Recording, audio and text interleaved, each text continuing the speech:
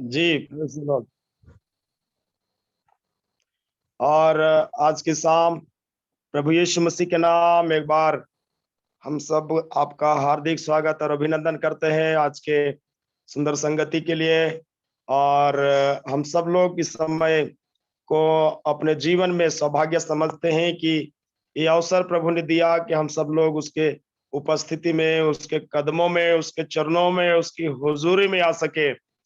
ना जाने कितने लोग चाहते हुए भी शायद दुर्भाग्यवश ये मौका को खो गए, गंवा दिए, पर प्रभु का कृपा, प्रभु का अनुग्रह मेरे और आपके साथ ऐसा होने पाया कि हम सब लोग सुरक्षित रह करके, प्रभु की दया में होकर के हम सब लोग प्रभु के करीब में आ पाए। आप सबों को प्रभु यीशु मसीह के नाम में हार्दिक स्वागत और अभिनंदन करते हैं। सबको यीशु के नाम में सलाम कहते हैं।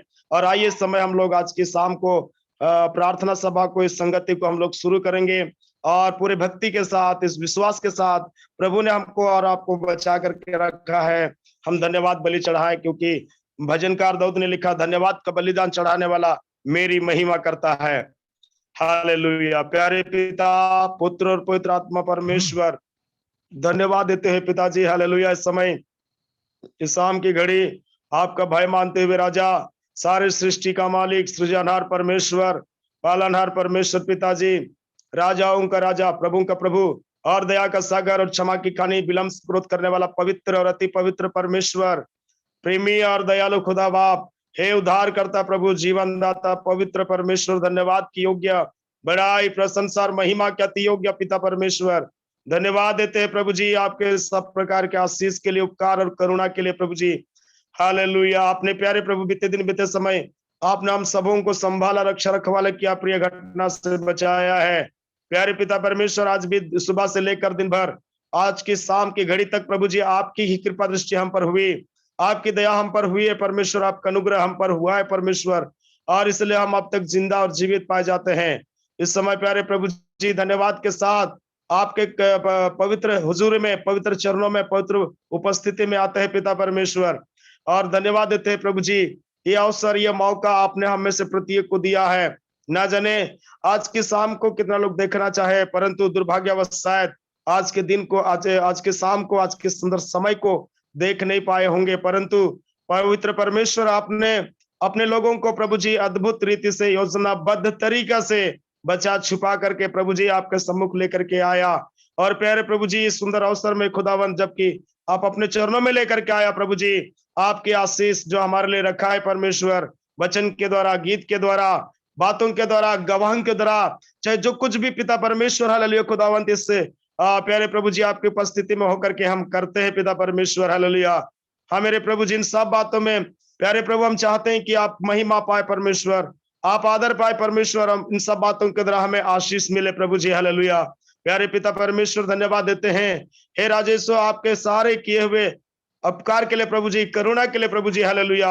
हमें से प्रत्येक को प्यारे प्रभु जी, जहाँ कहीं हम परमेश्वर पिता रहे हैं खुदावंत, घर के अंदर, घर के बाहर, कहीं परमेश्वर पिता कामकाज में, खेत खलियान में, आने जाने में प्रभु जी, या हमारे साथ साथ प्रभु परमेश्वर पिता, जहां कहीं भी हम रहे प्रभु जी, आपने अपने बलवंत हाथों के नीचे हम सबको पहरा दिया, रक्षा रखवाले किया। निश्चय परमेश्वर आप भला है और भलाई करता रहता है प्यारे पिता परमेश्वर। हालेलुया। धन्यवाद देते हैं खुदा बाप, विशेष करके प्यारे प्रभु जी आज के सुंदर, आज के शाम की संगति के लिए, आपके प्रिय दासों के लिए जो प्रभु परमेश्वर पिता, हालेलुया, और प्यारे प्रभु जी इससे पूरे टीम के लिए खुदावंत, खास करके प्यारे पिता परमेश्वर लिविंग स्टोन के लिए प्रभु जी, और आपके प्रिय दास के तिर्की साहब के लिए, उनके परिवार के लिए प्रार्थना करते हैं प्रभु जी। इस पूरे झुंड के लिए प्रभु, जिसके जिनको आपने प्रभु जी हालेलुया दिया है, हम में से हर एक को प्रभु आपने चुना, नाम लेकर के आपके पास बुलाया कि हमारे जीवन के अंदर प्रभु परमेश्वर आपके नाम को महिमा मिले। हालेलुया। और प्यारे प्रभु, आप ये चाहता है कि हमारे जीवन से आप महिमा पाए परमेश्वर। हालेलुया। और धन्यवाद देते हैं प्रभु जी आपके प्रिय दास, हाँ खुदावंत, हालेलुया, एडगर सर के लिए। हाँ मेरे प्रभु, जब वो पवित्र आपके सामर्थ्य वचन को यहाँ पर लेकर के शेयर करते हैं प्यारे प्रभु जी, हम सबके साथ प्रभु जी वचन परमेश्वर बातें करें, हम सबके जीवन के लिए पिता परमेश्वर, हालेलुया, आत्मिक उन्नति का कारण होने दीजिए आज प्यारे पिता। विशेष प्रार्थना करते हैं जितने लोग प्यारे प्रभु जी इस तकनीके के माध्यम से इस प्यारे प्रभु जी हालेलुया संगति में सहभागी होते हैं पिता परमेश्वर, हर एक को पवित्र आत्मा अगुवाई कीजिए, मदद कीजिए। जितने लोग आए नामो नाम आपके हाथों में सौंप देते हैं। जितने लोग पिता परमेश्वर अभी तक यहाँ पर नहीं पहुंचे प्रभु जी, उन सबको भी समय पर होने के लिए आप सहायता मदद कीजिए, अगुवाई कीजिए। हम सब बातों में पिता परमेश्वर आपके नाम को धन्य और महिमा कह सके। हालेलुया, धन्यवाद देते हैं प्रभु जी। आज सारे प्यारे प्रभु जी पूरे भारतवर्ष के लोग प्यारे पिता परमेश्वर जब प्यारे प्रभु तिरंगा लहरा करके, हाँ मेरे परमेश्वर नारे लगा करके, हाँ खुदावंत अपने आजादी को स्मरण करते हैं और स्वतंत्रता दिवस को मनाते हैं, मनाए हैं परमेश्वर। हे राजेश, हम उस बात के लिए धन्यवाद करते हैं कि आपने हमें सचमुच में आजाद किया, स्वतंत्र किया। और जो कि लिखा है मेरे प्रभु हालेलुया यूहन्ना सुसमाचार में, जिसे पुत्र स्वतंत्र करेगा वो सचमुच आजाद हो जाएगा, सचमुच स्वतंत्र हो जाएगा। प्रभु जी आपके नाम से हमने जो भी आजादी को पाया, सचमुच में यह हमारे लिए प्रभु जी बहुत बड़ा सौभाग्य है मेरे परमेश्वर। हालेलुया, धन्यवाद देते हैं स्वामी जी सारी आशीष के लिए, करुणा और दया के लिए पिता परमेश्वर। हालेलुया, जो कुछ करते हैं इन सब बातों में आप महिमा पाए परमेश्वर। धन्यवाद देते हैं प्रभु जी, आगे अगुवाई और अनुग्रह आशीष चाहते हैं, बिनती यीशु मसीह के नाम में मांगते पिता, इसे सुनिए, स्वर्ग में दया से ग्रहण कीजिए प्रभु यीशु मसीह के नाम में, आमीन।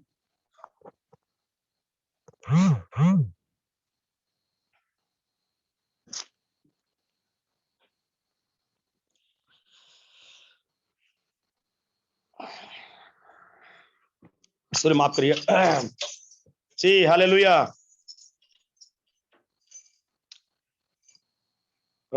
आवाज सबको स्पष्ट आ रही है मेरी? स्पष्ट है, आवाज आ जी। चलिए आइए हम लोग कुछ भजनों को गाएं, प्रभु की स्तुति करेंगे, महिमा प्रशंसा करेंगे और ईश्वर परमेश्वर के नाम को ऊंचा करेंगे। और जैसा कि आज पूरे भारत देश के लोग नारा लगा रहे हैं, झंडा फहरा रहे हैं, आइए हम भी यीशु मसीह के विजय का झंडा फहराएं, नारा लगाएं, प्रभु की आराधना करेंगे। Praise the Lord, hallelujah. नारे लगाओ और गाओ रे, झंडा मसीह का फहराओ रे, नारे लगाओ और गाओ रे, झंडा मसीह का फहराओ रे। Hallelujah hallelujah hallelujah hallelujah hallelujah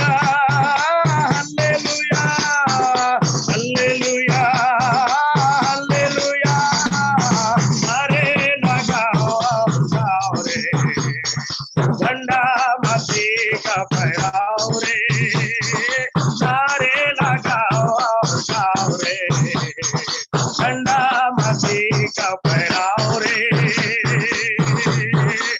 hallelujah, आइए मेरे प्रिय कलिसिया में सब लोग यीशु मसीह नाम का झंडा फहराए। हालेलुया, उसमें हम विजय पाए हैं, उसमें हम जय पाए हैं। हालेलुया, एक कितनी सौभाग्य की बात है, हमने सच्ची आजादी को पाई है। हालेलुया, आमीन। ओ नारे लगाओ और गाओ रे, झंडा मसीह का फहराओ रे। Hallelujah hallelujah hallelujah hallelujah hallelujah hallelujah hallelujah hallelujah, नारे लगाओ गाओ रे, झंडा मसीह का फहराओ रे, नारे लगाओ गाओ रे, झंडा मसीह का फहराओ रे। लंबी सफर जिंदगी का, चल क्या हो कोई न जाना रे, पापों का भार हटाओ, खुशी का गीत तुम गाओ रे। ओ लंबी सफर जिंदगी का, चल क्या हो कोई न जाना रे, पापों का भार हटाओ, खुशी का गीत तुम गाओ रे। Hallelujah hallelujah hallelujah hallelujah hallelujah hallelujah hallelujah hallelujah, नारे लगाओ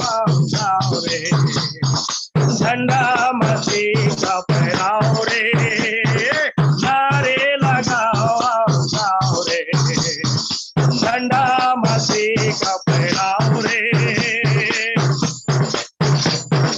दरिया का प्यार है वहां पर, शांति और आनंद हमें, बीती बातों को हटाओ, आंखों को ऊपर उठाओ,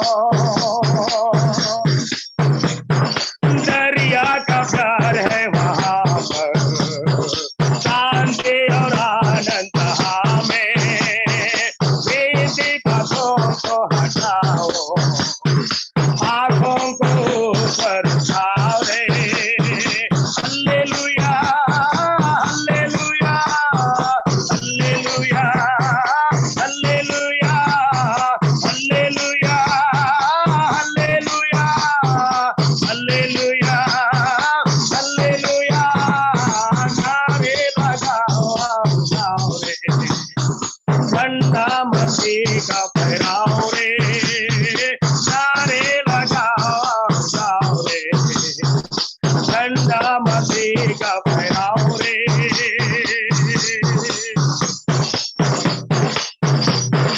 यीशु का मृत्यु हुआ है, पाप का अंत हुआ है, खुशियों को बांट रहा है, प्रेम की धारा वही है, हमें यीशु का मृत्यु हुआ है, पाप का अंत हुआ है, खुशियों को बांट रहा है, प्रेम की धारा वही है, hallelujah hallelujah hallelujah hallelujah hallelujah hallelujah hallelujah hallelujah, नारे लगाओ रे, झंडा मसीह का फहराओ रे, नारे लगाओ रे, झंडा मसीह का फहराओ रे, ओ yes hallelujah praise the Lord. जीवन से उलझा हुआ राही, गम की ये राहें सब छोड़ो रे, जिंदगी में सब कुछ को छोड़ो, पापों से अपने को मोड़ो, जीवन से उलझा हुआ राही, गम की ये राहें सब छोड़ो, जिंदगी में सब कुछ को छोड़ो, पापों से अपने को मोड़ो, hallelujah hallelujah hallelujah hallelujah hallelujah hallelujah hallelujah hallelujah, नारे लगाओ रे, झंडा मसीह का फहराओ रे, नारे लगाओ रे, झंडा मसीह का फहराओ रे, hallelujah hallelujah hallelujah hallelujah hallelujah hallelujah hallelujah hallelujah, नारे लगाओ रे, झंडा मसीह का फहराओ रे, नारे लगाओ रे, झंडा मसीह का फहराओ रे, नारे लगाओ रे, झंडा मसीह का फहराओ रे, hallelujah praise the Lord hallelujah, स्तुति हो हालेलुया।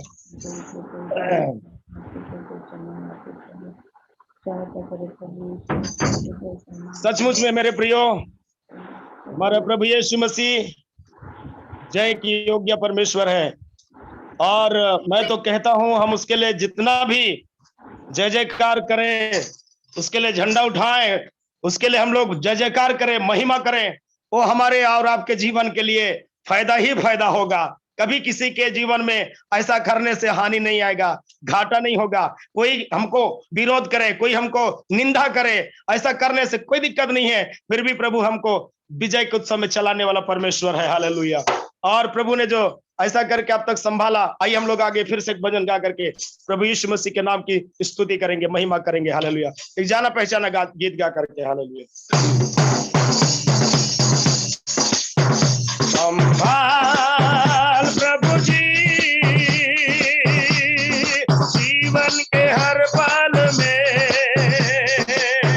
संभाल प्रभु जी जीवन के हर पल में। अभी तक हमको संभाला तूने, आगे भी अगुवाई कर। अभी तक हमको संभाला तूने, आगे भी अगुवाई कर। संभाल प्रभु जी जीवन के हर पल में। जैसे मुर्गी बच्चों को पंखों तले छुपाती, जैसे मुर्गी बच्चों को पंखों तले छुपाती, वैसे ही तेरी दया शरण की है हमारी। ओ वैसे तेरी दया शरण की है हमारी। संभाल प्रभु जी जीवन के हर पल में। अभी तक हमको संभाला तूने, आगे भी अगुवाई कर। अभी तक हमको संभाला तूने, आगे भी अगुवाई कर। संभाल प्रभु जी जीवन के हर पल में। वादा ये तूने किया छोड़े न कभी मुझे, वादा ये तूने किया छोड़े न कभी मुझे। सींचा है रूप मेरा हथेली में अपने, ओ सींचा है रूप मेरा हथेली में अपने। संभाल प्रभु जी जीवन के हर पल में। अभी तक हमको संभाला तूने, आगे भी अगुवाई कर। ओ अभी तक हमको संभाला तूने, आगे भी अगुवाई कर। संभाल प्रभु जी जीवन के हर पल में। सनातन के यहोवा तू ही हमारा घर है। सनातन के यहोवा तू ही हमारा घर है। तेरे वचन से हमारे जीवन में ज्योति जली। ओ तेरे वचन से हमारे जीवन में ज्योति आई। संभाल प्रभु जी जीवन के हर पल में। अभी तक हमको संभाला तूने, आगे भी अगुवाई कर। अभी तक हमको संभाला तूने, आगे भी अगुवाई कर। संभाल प्रभु जी जीवन के हर पल में।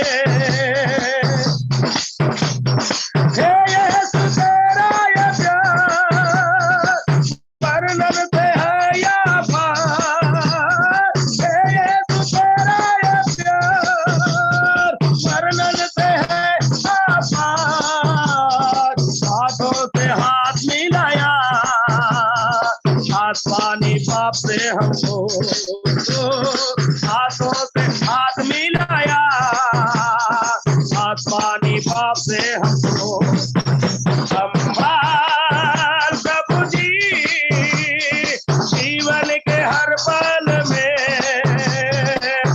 संभाल प्रभु जी, जीवन के हर पल में। अभी तक हमको संभाला तूने, आगे भी अगुवाई कर। अभी तक हमको संभाला तूने, आगे भी अगुवाई कर। संभाल प्रभु जी, जीवन के हर पल में।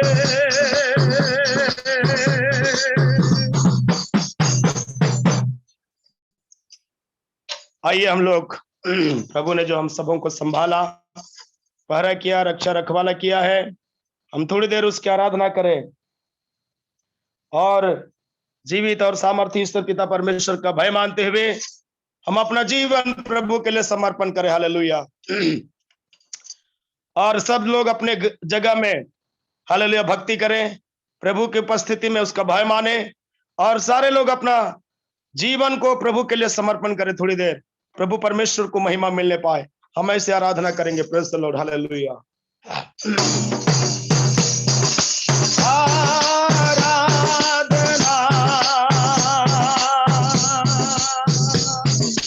हम करते हैं पूरे दिल और मन से, तेरी महिमा गाते हैं। हाँ मेरे प्रभु राजा। हालेलुया। आराधना हम करते हैं पूरे दिल और मन से, तेरी महिमा गाते हैं और हम कहते हैं, दिल से कहते हैं और हम कहते हैं।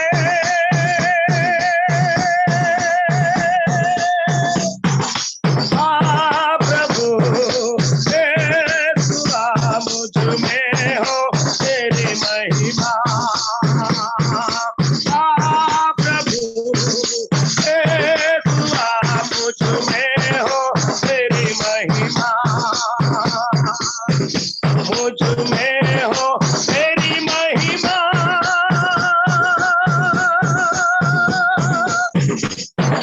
हाँ प्रभु यीशुआ मुझ में हो तेरी महिमा।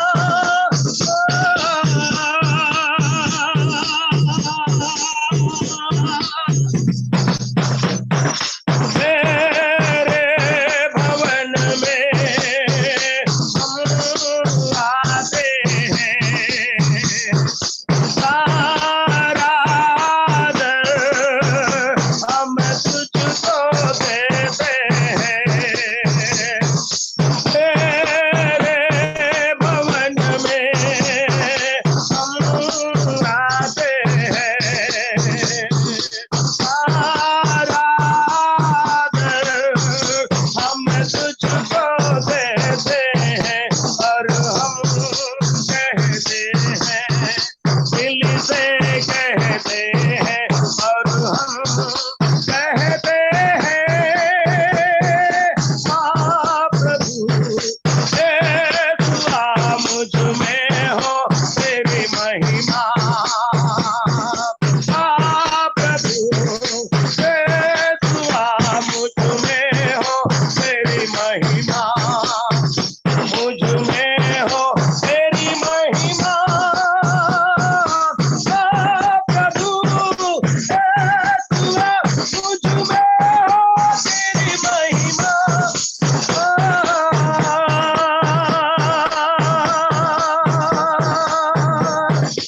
आदर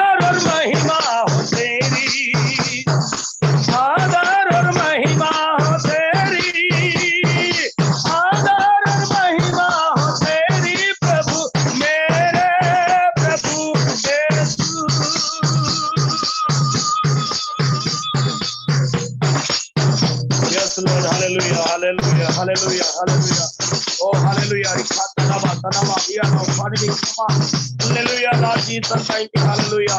हाँ मेरे प्रभु जी, हम आपकी प्रजा, हम आपके संतान, हम आपके चुने हुए लोग प्यारे प्रभु, इस शाम की घड़ी आपको पुकारते हैं, जय जयकार करते हैं, आपके क्रूस के झंडा को लहराते हैं प्रभु जी हालेलुया। हे जय उत्सव में चलाने वाला खुदा, जीवन देने वाला प्रभु, सचमुच में प्रभु जी आपने हमें स्वतंत्रता दी, आजादी दी खुदा परमेश्वर हालेलुया। प्रभु यीशु मसीह में हमें बचा लिया, छुड़ा लिया, हम आपके हैं, आपके ही रहेंगे प्रभु हालेलुया। हमारी सहायता कर, मदद कर, अगुवाई कर प्रभु जी हालेलुया। हमें से हरेक के होठों का फल आपको ग्रहणीय करो प्रभु जी, हम सारी बलिदान आपके लिए चढ़ाते हैं पिता परमेश्वर hallelujah. O hallelujah praise the Lord. धन्यवाद देते हैं खुदा राजा, सारी महिमा आपका तुम्हें देते हैं, आदर इज्जत गौरव जलाल सम्मान सब कुछ और सब कुछ प्रत्येक को, हरेक को, परिवार घर द्वार सब कुछ आपका तुम्हें देते हैं प्रभु यीशु मसीह के नाम में मांगते पिता, इसे सुनिए, स्वर्ग में दया से ग्रहण कीजिए प्रभु यीशु के नाम में, आमीन।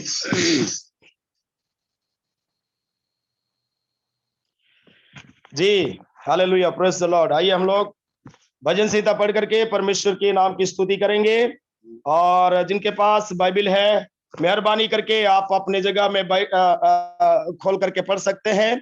और मैं आपके सामने एक भजन को पढ़ूंगा, वो होगा भजन 116। जी भजन 116, और इसमें 1 से लेकर के 19 पद तक है। मैं आपके सामने पढ़ना चाहूंगा, मेहरबानी करके सब लोग अपने जगह पर ध्यान से पढ़िएगा या सुनिएगा जी। मैं प्रेम रखता हूं इसलिए कि यहोवा ने मेरे गिड़गिड़ाने को सुना है, उसने जो मेरी ओर कान लगाया है, इसलिए मैं जीवन भर उसको पुकारा करूंगा। मृत्यु की रस्सियां मेरे चारों ओर थीं, मैं अधोलोक की सकेती में पड़ा था, मुझे संकट और शोक भोगना पड़ा। तब मैंने यहोवा से प्रार्थना की, हे यहोवा विनती सुनकर मेरे प्राण को बचा ले। यहोवा अनुग्रहकारी और धर्मी है, और हमारा परमेश्वर दया करने वाला है। यहोवा भोलों की रक्षा करता है, जब मैं बलहीन हो गया था उसने मेरा उद्धार किया। हे मेरे प्राण, तू अपने विश्राम स्थान में लौटा, क्योंकि यहोवा ने तेरा उपकार किया है। तूने तो मेरे प्राण को मृत्यु से, मेरी आंख को आंसू बहाने से और मेरे पांव को ठोकर खाने से बचाया है। मैं जीवित रहते हुए अपने को यहोवा के सामने जानकर नित्य चलता रहूंगा। मैंने जो ऐसा कहा है, इसे विश्वास की कसौटी पर कसकर कहा है। मैं तो बहुत ही दुखित हूं। मैंने उतावली से कहा, सब मनुष्य झूठे हैं। यहोवा ने मेरे जितने उपकार किए हैं, उनका बदला मैं उसको क्या दूं। मैं उद्धार का कटोरा उठाकर यहोवा से प्रार्थना करूंगा। मैं यहोवा के लिए अपनी मन्नतें सबों की दृष्टि में प्रकट रूप में उसकी सारी प्रजा के सामने पूरी करूंगा। यहोवा के भक्तों की मृत्यु उसकी दृष्टि में अनमोल है। हे यहोवा सुन, मैं तेरा दास हूं, मैं तेरा दास और तेरी दासी का पुत्र हूं। तूने मेरे बंधन खोल दिए हैं। मैं तुझको धन्यवाद बलि चढ़ाऊंगा और यहोवा से प्रार्थना करूंगा। मैं यहोवा के लिए अपनी मन्नतें प्रगट में उसकी सारी प्रजा के सामने यहोवा के भवन के आंगनों में, हे यरूशलेम, तेरे भीतर पूरी करूंगा। याह की स्तुति करो, बोले आमीन। आमीन आमीन।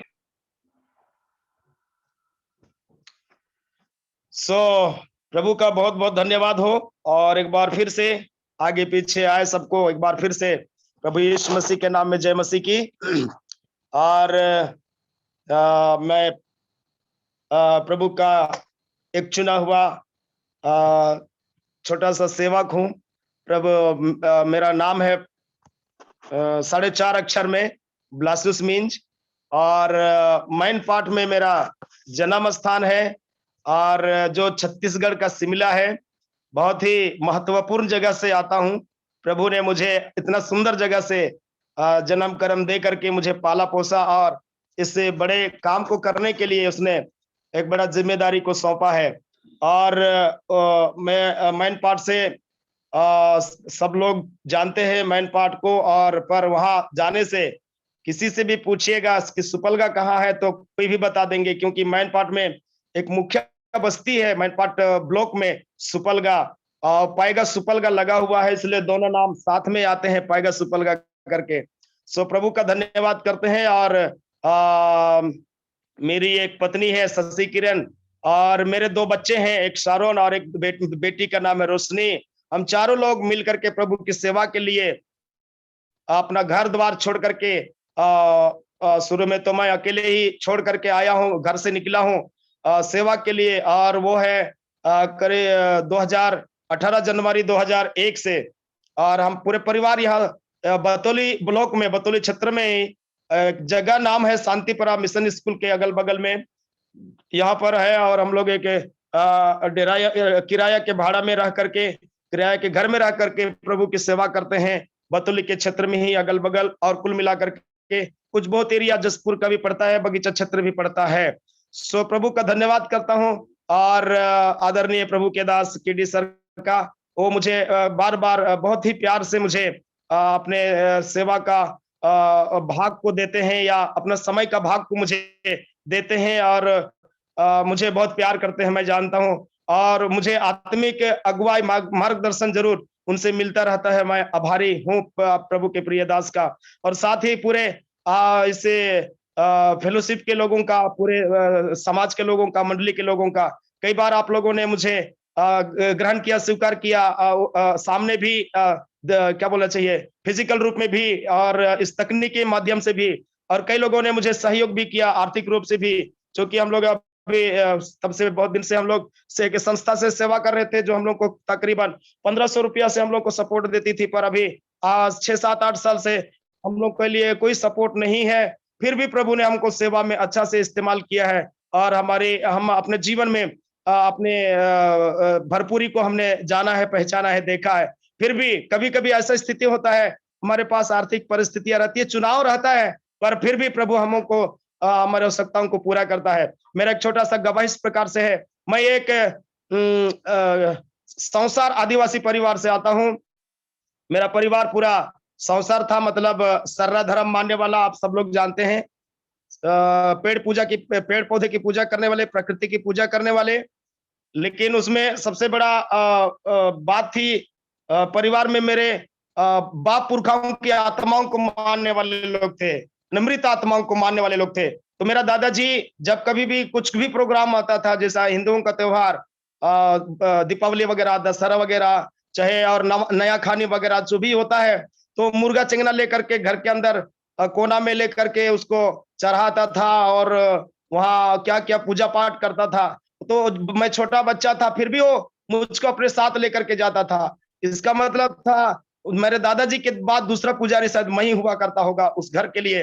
पर प्रभु का धन्यवाद करता हूँ, घर परिवार इस अंधेरे में थे, अज्ञानता में थे, पर प्रभु की ऐसी मर्जी हुई होगी। अब इसीलिए परमेश्वर का धन्यवाद करते हैं, मुझे मिशन स्कूल में पढ़ने के लिए दिए। और चूंकि मैं मिशन स्कूल में पढ़ने गया, शुरू से ही मुझको बहुत रुचि था गाने बजाने का, बहुत अच्छा लगता था मुझे गाना बजाना।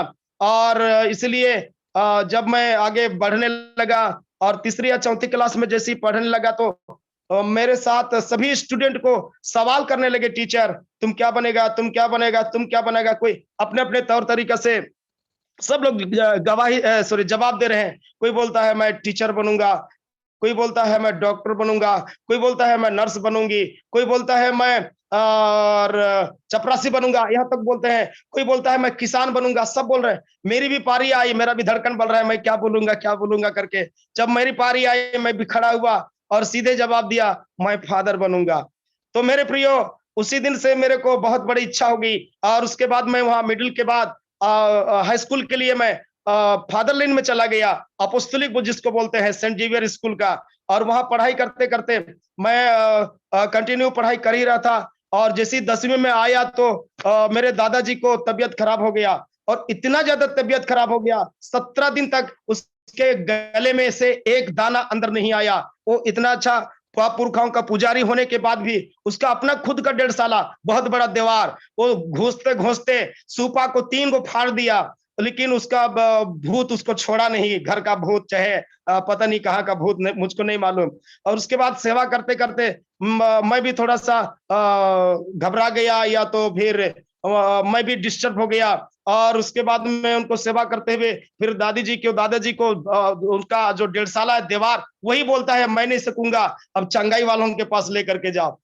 17 दिन नहीं खाना खाया, मुझको एक सपना दिख रहा था। 17, 18, 19, 20वां दिन, मतलब 3 दिन बचा है। और उस 3 दिन के बाद हम लोग, मेरे घर के पास से एक नदी गुजरती है, बहुत बड़ा नदी नहीं है पर 12 महीना लगभग नदी रहती है, पानी रहती है उसमें, पर यह जरूरत भर का। पर वो नदी जो है 3 दिन के बाद सूखने वाली है। इसका मतलब है अब 3 साल बचा है मेरा, तो सॉरी 3 दिन बचा है मेरे दादाजी की मौत होने में। पर हम लोग डर गए और वो उसने कहा कि चंगाई वालों के पास ले जाओ। हम लोग उसको झिलगी में ढो करके दूसरे गांव में लेकर के चले गए। और वहां 3 दिन में मरने वाला व्यक्ति 3 दिन में अपने पांव से चल करके वापस आया। और 17 साल जिंदा रहने के बाद पूरी उम्र जीने के बाद लगभग उसने मृत्यु को पाया। मैं प्रभु को बहुत धन्यवाद करता हूं। वो मुझको चुनाव के लिए परमेश्वर शायद वो अपना इस संकट को, इस विपत्ति को लेकर के आया होगा, मैं ऐसा मानता हूं। साथ ही साथ मुझे भी बहुत बड़ा बीमारी था और मेरे पेट में भयंकर बीमारी, जंगल के सारे जड़ी बूटी खा गए, उसमें से सब प्रकार के खाद्य सामग्री, जो पीने पेय पदार्थ है ना, हड़िया, दारू और क्या बोलते हैं, और दही, दूध, घी, इस सब चीज से मैंने दवा किया, खाया, परंतु कहीं मुझको कोई फायदा नहीं हुआ। मैं सूख गया। मेरा कमर का साइज तकरीबन 28 इंच इतना बड़ा हो गया, इतना मतलब बुरा स्थिति था। और मैं कई बार सोचा मैं अब नहीं जीऊंगा, मर जाऊंगा, क्योंकि पेट का दर्द इतना भयंकर था, मैं बिल्कुल जीना नहीं चाहता था, बहुत उदास था, मैं बहुत निराश हो गया। मैं कहा मुझको चैन मिलेगा, कहा मुझको छुटकारा मिलेगा। मैं बिल्कुल कई बार मरना चाह रहा था, पर प्रभु को धन्यवाद करता हूं। मैं इस बात को मैं स्मरण करता हूं, आज भी याद है मुझे, जब मैं बचपन था मेरी, जब तकरीबन लगभग रहूंगा 4 साल या 4 से 6 साल, उस समय एक करीब करीब 1.5 पुरसा एक झरिया में गिर गया मैं बैल चराते हुए। और मेरे पीठ में इतना लंबा कोई सचर वाला खुटरा जो होता है, वो उसमें मैं एकदम टंगा गया ऐसा, पीठ के सहारे, और एकदम घुस गया, घोंप दिया। और मैं सफेद फुल बाही वाला एक शर्ट, सॉरी गंजी पहना हुआ था, वो पूरा लहू से एकदम भीग गया। और उसको निकाल करके उसको निचोड़े तो उसमें से लहू निकला। और मुझे सोच रहे थे ये बच्चा नहीं मरे, सॉरी नहीं जिएगा। पर हॉस्पिटल लेकर के गए मामा लोगों ने और मुझे सेवा की, और मुझे प्रभु ने बचा लिया। उसके बाद पेट दर्द मुझे मारना चाहा, प्रभु ने मुझे वहां भी बचा लिया। इस प्रकार मेरे प्रियो, शैतान कई बार मारने की कोशिश किया, शायद उसको मालूम था ये व्यक्ति एक दिन प्रभु के काम को करने के लिए तैयार है। पर प्रभु की योजना में मैं था कि जय के साथ मैं विजय लहराऊं, झंडा लहराऊं, और इसलिए प्रभु ने मुझको यहाँ पर लेकर के आया। और इस रीति मैंने भी दादाजी के साथ, उनके साथ पूरे परिवार हमने प्रभु यीशु मसीह पर विश्वास किया।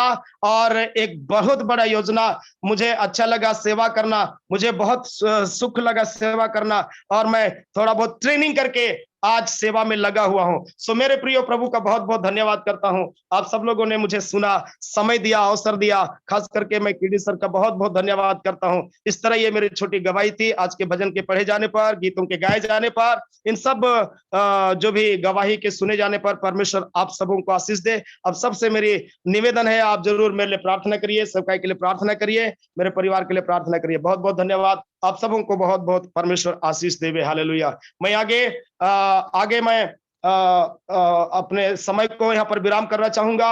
और हमारे बीच में आज के परमेश्वर के वचन को शेयर करने के लिए हमारे बीच में आदरणीय प्रभु के प्रिय दास, चुने हुए दास, और ये बहुत ही प्रभु के लिए बहुत सारा बड़े बड़े जिम्मेदारी कामों के साथ हमारे बीच में है। मैं उनका हार्दिक स्वागत और अभिनंदन करता हूं। आदरणीय पास्टर एडगर साहब महोदय जी, हम आपका स्वागत करते हैं। यह समय आपका होगा कि आप आने वाले इस समय को लीजिए और प्रभु के वचन से हमें शेयर कीजिए। Praise the Lord. सबको जय मसीह की।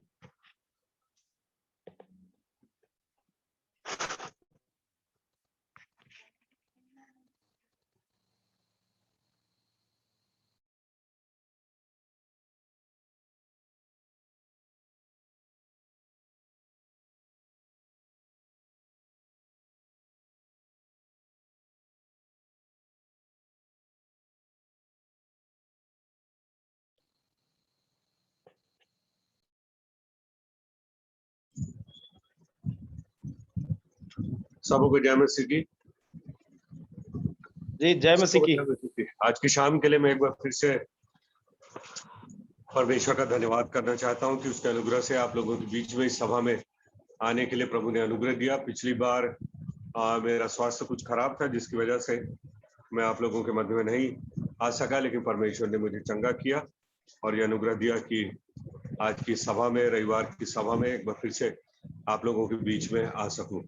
तो प्रभु का धन्यवाद हो, और प्रभु का हम धन्यवाद करना चाहते हैं कि आज के इस महत्वपूर्ण दिन के लिए, रविवार तो है ही, हमारी साप्ताहिक आराधना का दिन है, लेकिन उसके साथ साथ जो है ये एक बहुत महत्वपूर्ण समय है जब हम अपने देश की 75वीं स्वतंत्रता दिवस को आज जो है मना रहे हैं। हम परमेश्वर का धन्यवाद करते हैं कि प्रभु ने अपने अनुग्रह से हमें एक स्वतंत्र देश में रखा, जिसमें हमको परमेश्वर ने जो है नागरिक होने का अधिकार दिया, और उसके साथ साथ संविधान के तहत बहुत सारे मूलभूत अधिकारों को दिया। स्वतंत्रता जो है वो हमारा एक मूलभूत अधिकार है, एक मौलिक जो है वो हमारा अधिकार है। इस बात के लिए जो हम प्रभु का हृदय के साथ धन्यवाद देते हैं। तो आप सबों को, जितने लोग इस सभा में हैं, आप सबों को मैं स्वतंत्रता दिवस की हार्दिक शुभकामनाएं प्रेषित करता हूं, और हम प्रभु से यही प्रार्थना करें कि प्रभु का अनुग्रह इस देश, भारत देश के ऊपर, महान देश के ऊपर अधिकाई के साथ होने पाए, और सचमुच में इस देश में प्रभु का नाम ऊंचा उठाया जाए, और अधिक से अधिक संख्या में लोग प्रभु को जाने। हर एक जाति, हर एक भाषा बोलने वाले लोगों के बीच में कलीसियाएं बढ़ने पाए, फैलने पाए। हर एक नगर में, हर एक गांव में, हर एक स्थान में आराधना करने वालों के झुंड जो है वो तैयार होने पाए। सो प्रभु हमारी सहायता करे, और इस देश के प्रति जो उत्तरदायित्व प्रभु ने हमें सौंपा है, उस उत्तरदायित्व को हम प्रभु के अनुग्रह से हम पूरा करने पाए। आज के मदद के लिए मैं चाहूंगा हम लोग निकाले उत्पत्ति की पुस्तक में से हम लोग निकाल लें, और मुख्य रूप से उसके तीसरे और चौथे अध्याय से आगे जो है हम लोग कुछ बातों को हम लोग देखेंगे। उत्पत्ति की पुस्तक में जो है इस बात का वर्णन किया गया है। यदि पहले अध्याय में आप आएंगे तो आप पाएंगे, इस बात को आप देखेंगे कि किस प्रकार से परमेश्वर ने इस सृष्टि को बनाया, और परमेश्वर ने जो है वो नर और नारी करके बनाया, आदम और हवा करके मनुष्यों की सृष्टि की, और परमेश्वर ने उनको अपनी सारी सृष्टि के ऊपर अधिकार दिया और उनको अदन नामक वाटिका में रखा। लेकिन हम जानते हैं कि किस प्रकार से सर्प जो है, शैतान जो है वो सर्प के वेश में हवा के पास आया, और उसने पहले हवा को बहकाया, और हवा के बाद जो है और इसलिए उस फल को उसने खाया, और परमेश्वर के नियम का, परमेश्वर की आज्ञा का उसने उल्लंघन किया, और उसके बाद उस फल को उसने अपने पति आदम को भी दिया, और आदम ने भी उस फल को खाया, और इस प्रकार से दोनों ने परमेश्वर के नियम और परमेश्वर की आज्ञा का उल्लंघन किया, और इस प्रकार से दोनों जो थे वो पाप में गिर गए। और तब हम देखते हैं कि परमेश्वर ने उनको जो है वो अदन की वाटिका से जो था वो बाहर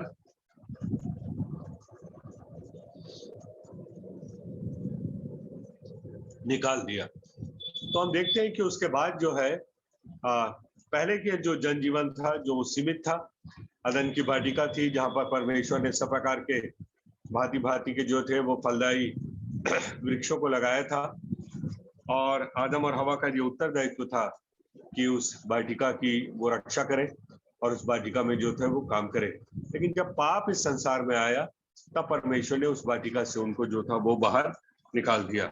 चौथे अध्याय से आगे, चौथे अध्याय में जब हम आप जाते हैं तो हम देखते हैं कि उसके बाद संसार में जो है वो क्या क्या बदलाव हुआ, क्या क्या परिवर्तन हुआ। ऐसी बहुत सारी बातों को हम लोग पढ़ते हैं।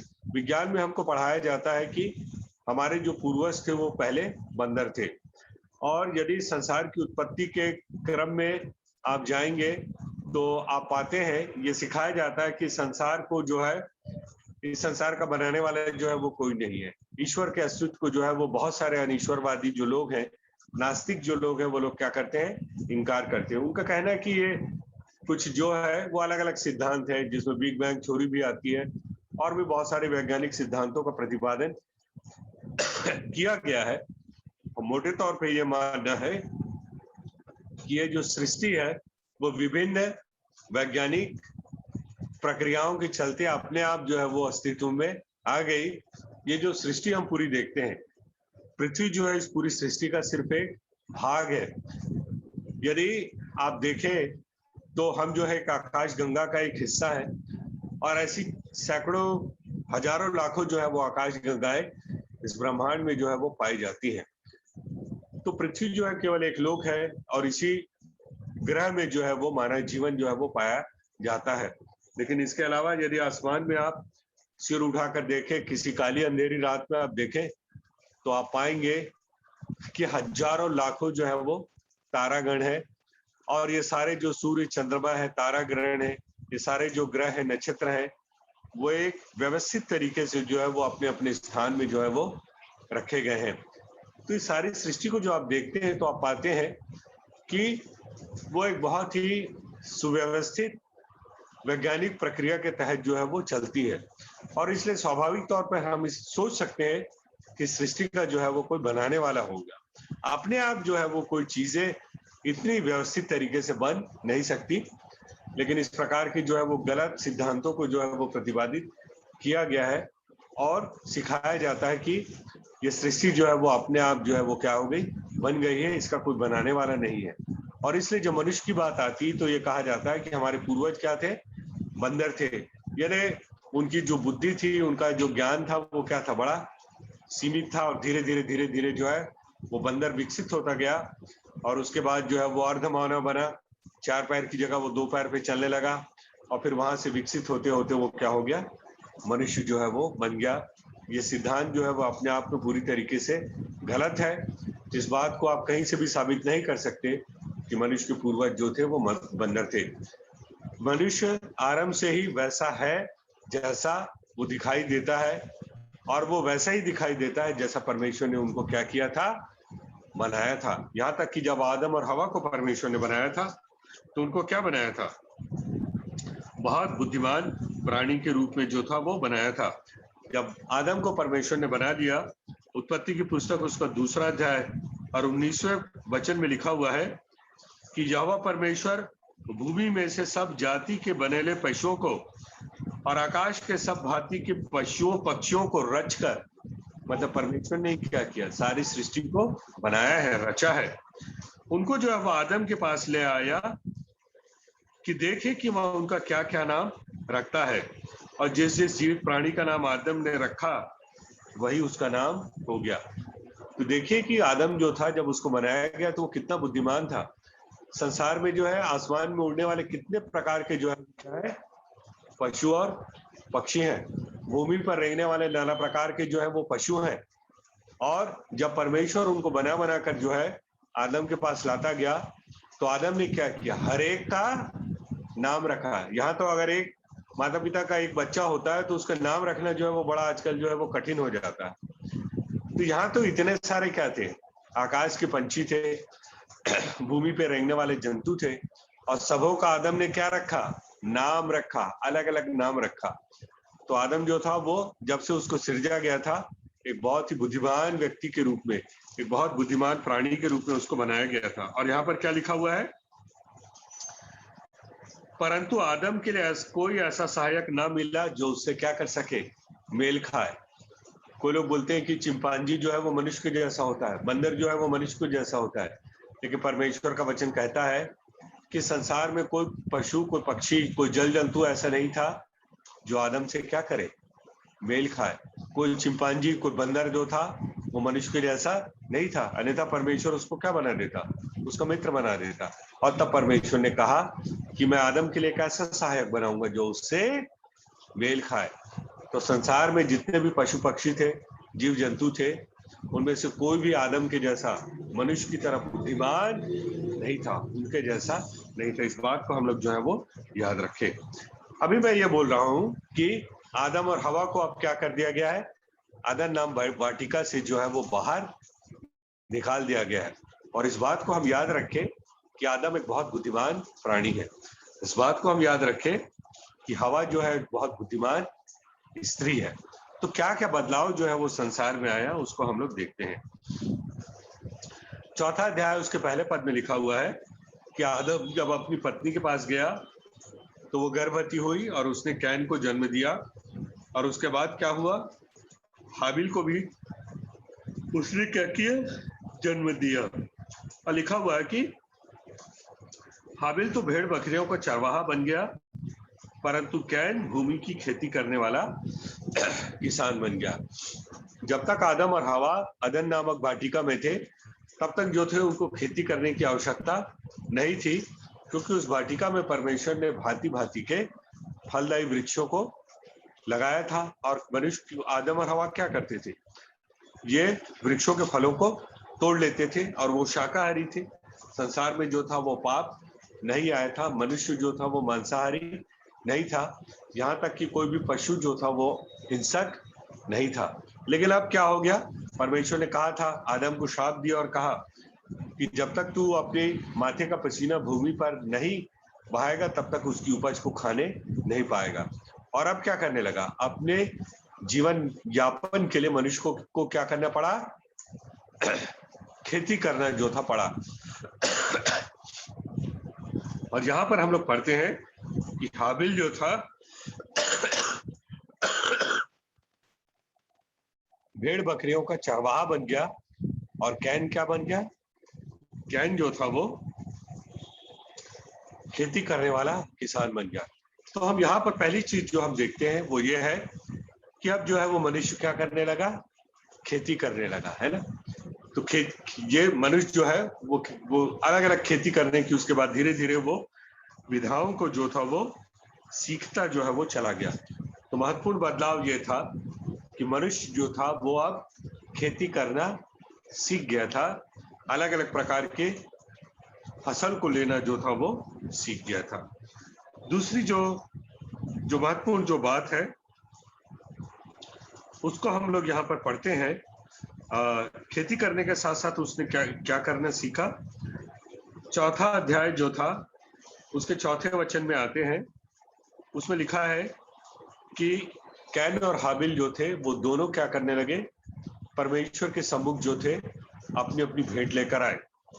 कैन कौन सी भेंट लेकर आया, कैन जो था अपनी भूमि की उपज में से, अपनी फसल में से कुछ परमेश्वर को भेंट स्वरूप लेकर आया, और हाबिल भी अपनी भेड़ बकरियों की कई एक पहिलौठों बच्चों को भेंट चढ़ाने के लिए लाया। मतलब अब क्या हो गया, मनुष्य जो था वो परमेश्वर की आराधना करना क्या हो गया, वो सीख गया। व्यवस्थित रीति से परमेश्वर की आराधना करना वो सीखा। लेकिन यहाँ पर दो तरीके की आराधना थी। एक वो आराधना थी जो परमेश्वर को स्वीकार्य थी, वो किसने किया, हाबिल ने किया। और वो क्या था, निर्दोष पशुओं का बलिदान चढ़ाना, ताकि जो पाप है परमेश्वर उनको क्या करे, क्षमा करे, और मनुष्य के धन्यवाद स्वरूप, कृतज्ञता स्वरूप उस भेंट को जो है वो ग्रहण करे। लेकिन कैन ने क्या किया, कैन ने अपनी तरीके से परमेश्वर की आराधना करने की प्रयास किया, और जैसा परमेश्वर ने नहीं कहा था, जैसा परमेश्वर ने निर्धारित नहीं किया था, उस प्रकार से वो अपनी फसल को, अपनी भूमि की उपज को लेकर आया, जिसको परमेश्वर ने स्वीकार नहीं किया। तो यहाँ पर हम देखते हैं कि दो तरीके की विधियां, दो प्रकार की व्यवस्थाएं आरंभ हुई। एक वो व्यवस्था थी या वो धर्म था जिसको हम बोलचाल की भाषा में बोल सकते हैं, जो परमेश्वर की ओर से निर्धारित किया गया था, जिसको हाबिल ने आरंभ किया। लेकिन एक दूसरा धर्म वो था जो परमेश्वर की ओर से आरंभ नहीं किया गया था। मनुष्य ने अपने तरीके से क्या किया, परमेश्वर को प्रसन्न करने की चेष्टा की। मनुष्य ने अपनी तरीके से एक धार्मिक विधि विधान को जो था वो उसने आरंभ किया। और बाद में हम देखते हैं कि यहाँ पर तो परमेश्वर था, हाबिल ने अपने तरीके से परमेश्वर की आराधना किया, कैन ने अपने तरीके से परमेश्वर की आराधना किया। हाबिल की आराधना और भेंट परमेश्वर ने स्वीकार किया, कैन की भेंट और आराधना परमेश्वर ने स्वीकार नहीं किया। लेकिन आगे हम पढ़ते हैं कि उसके बाद मनुष्य जो था वो जीवित परमेश्वर की आराधना करना ही उसने छोड़ दिया, और अपने तरीके से उसने अपने लिए जो देवी, नाना प्रकार के जो देवी और देवता थे, जो शैतान के प्रतीक थे, उनकी जो थी वो उपासना करने लगा। ये दूसरा बड़ा बदलाव आया। पहला बदलाव ये था कि वो खेती करना मनुष्य सीख गया। दूसरी बात यह है कि वो व्यवस्थित तरीके से परमेश्वर की आराधना करना उसने क्या कर लिया था, सीख गया था। तीसरी बात जो हम यहाँ पर पढ़ते हैं कि कैन क्या हो गया, अब क्रोधित हो गया हाबिल के ऊपर। और क्रोध के कारण उसने क्या किया, कैन ने अपने भाई हाबिल का उसने क्या कर दिया, वध कर दिया।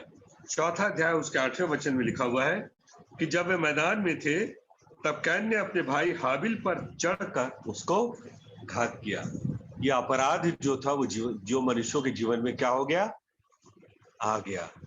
और सबसे बड़ा जो अपराध कौन सा होता है, वो हत्या का अपराध जो है वो सबसे बड़ा होता है। कैन ने अपने भाई हाबिल की क्या कर दिया, हत्या कर दी।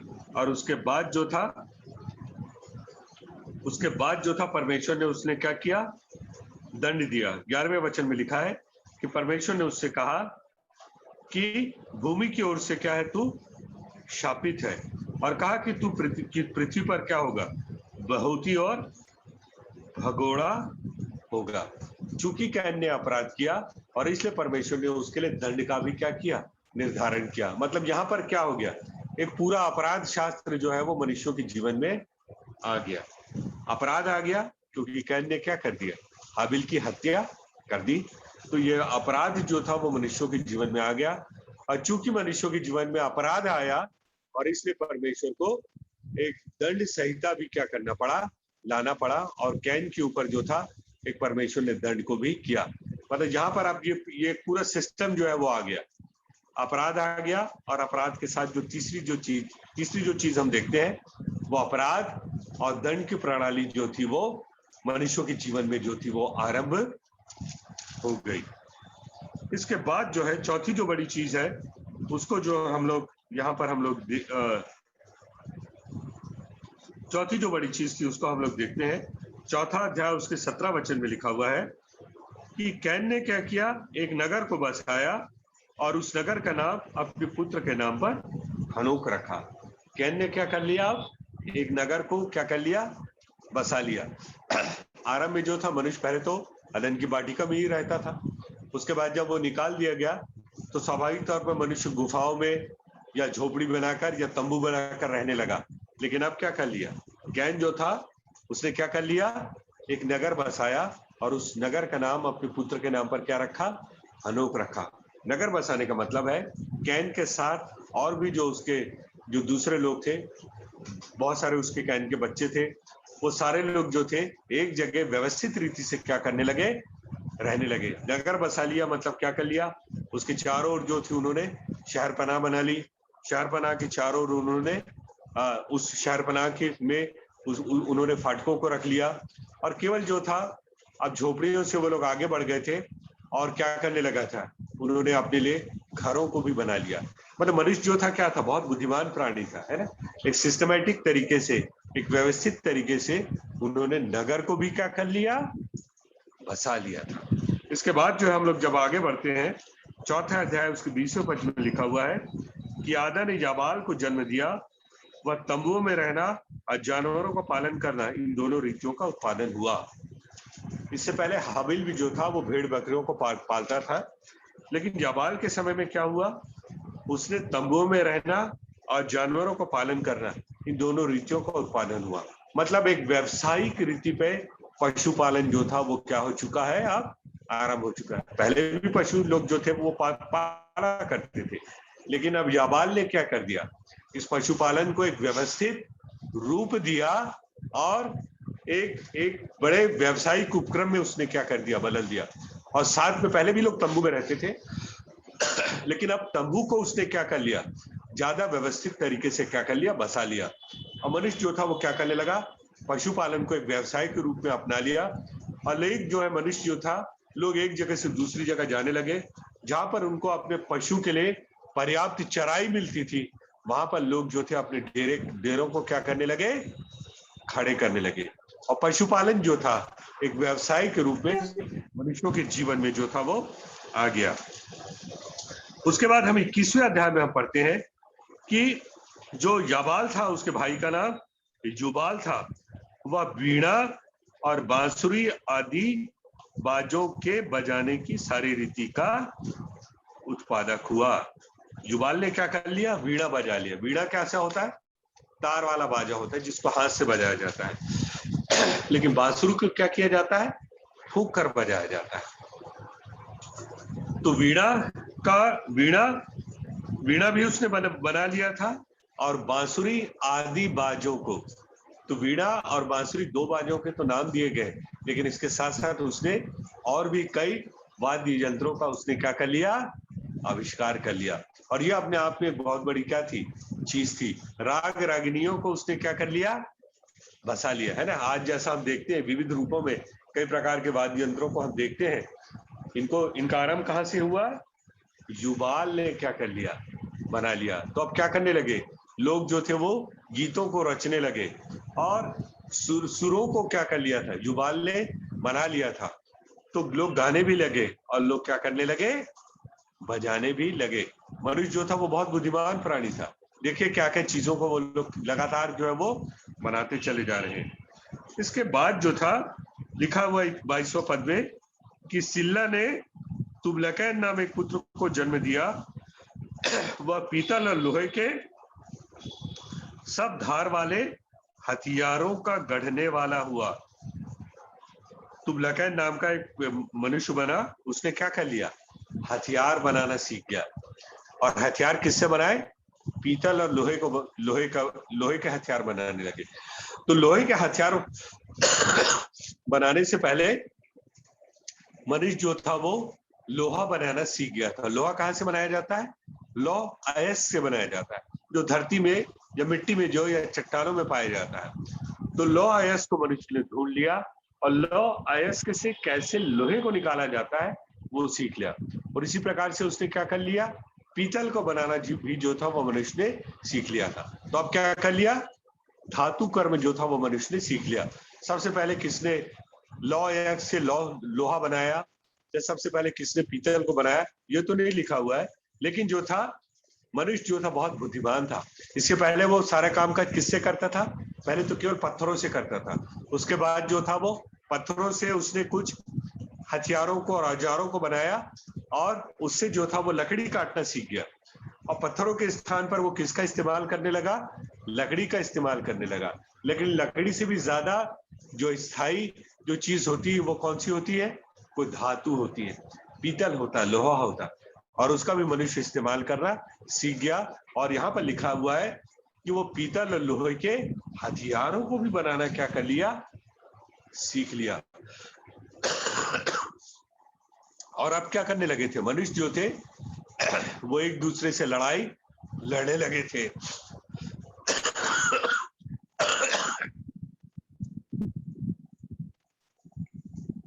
पहले जो थे केवल पत्थर के हथियारों से लड़ा जाता था, फिर लकड़ी के हथियार बनाकर लोग लड़ने लगे। लेकिन अब उनके युद्ध कौशल में और ज्यादा विकास हो गया था, और अब जो थे उनके पास पीतल और लोहे के जो थे वो हथियार आ चुके थे। और इस प्रकार से वो जब नाना प्रकार के हथियारों को बनाया तो मनुष्य ने क्या किया, युद्ध की विद्या को भी क्या कर लिया था, यहाँ पर सीख लिया था। तो सारा जो मुद्दा जो था वो केवल हथियार बनाने का नहीं था। हथियार जब बनाया तो स्वाभाविक तौर पे हथियारों को चलाना भी सीखा, और युद्ध विद्या जो थी वो मनुष्य के जीवन में आ चुकी थी।